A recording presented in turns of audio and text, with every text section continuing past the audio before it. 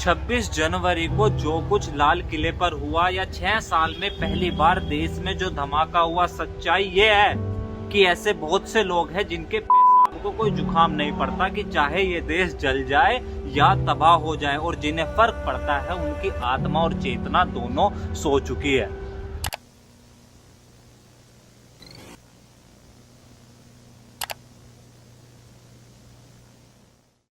केवल पढ़ना जरूरी नहीं है, क्या पढ़ाया जा रहा है उस मानसिकता को जानना बेहद जरूरी है। थॉमस मैकॉले, जिसकी लाइफ मॉडर्न एजुकेशन को पढ़कर कुछ लोग बड़ा लिबरांडो महसूस करते हैं, बोला था उसने कि इस देश के लोग रंग और खून से भारतीय लेकिन दिमाग, सोच और आचरण से इंग्लिश होंगे। आर्यन भारत आए थे, संस्कृत और वेद साथ लाए थे, किताबें छपी पड़ी हैं हजारों लाखों इस झूठ से हमें हमारी धरती पर ही विदेशी बता रहे। बुलाया यहाँ पर मैक्स मुलर जैसे इंडोलॉजिस्ट को, ट्रांसलेट कराए वेद उपनिषद इंग्लिश में, करोड़ों रुपए लगाकर छपवाए और बांट दिया दुनिया में पढ़ने को। अचानक से वेद पुराने लगने लगे, संस्कृत प्राचीन भाषा बन गई, हिस्ट्री में आर्यन इन्वेजन थ्योरी आ गई, ब्रिटिश सभ्यता और अंग्रेजी जुबान बन गई। आपको बस पढ़ाया नहीं जा रहा था, अपनी जड़ों से दूर कर अंग्रेजी सोच का गुलाम बनाया जा रहा था, और शुरुआत शिक्षा प्रणाली वेदों से हुई। वेद कोई धर्म नहीं है, एक सनातन ज्ञान है इस ब्रह्मांड, इस प्रकृति का, जिसे न किसी ने लिखा है न जिसका कोई अंत है। वेद जवाब है हर उस सवाल का जो किसी भी जीवित आत्मा में उत्पन्न हुआ है, माइथोलॉजी नहीं है।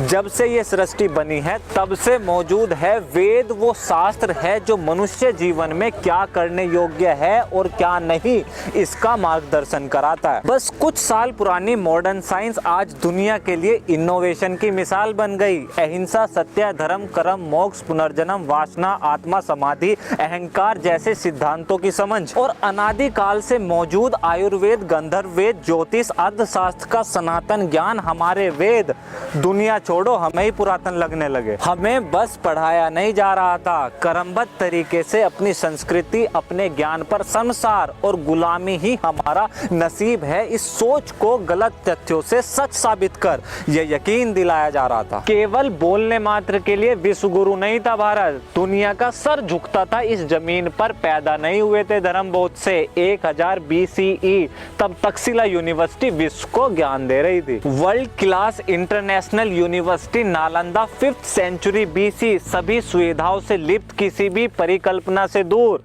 लिटरेचर, एस्ट्रोलॉजी, फिलोसफी, साइंस और साक्षात वेदों के ज्ञान की अनुभूति, ऐसी शानदार लाइब्रेरी जिसे देखने मात्र से ज्ञान टपकता हो, राख में बदल दी। उस मानसिकता को इतिहास की बस एक घटना का नाम मत दो। 3 महीने से ज्यादा जलती रही, सुलगती रही 90 लाख किताबें उस लाइब्रेरी की जिंदा जला दिए, काट दिए पढ़ाने वाले गुरु नालंदा के। 800 साल की इतनी भयावह गुलामी के बाद भी अगर हमें नाम पता है नालंदा का, तक्षशिला का, तो क्या व्यापक स्तर रहा होगा ज्ञान का और ज्ञान के स्वरूप का इस देश में।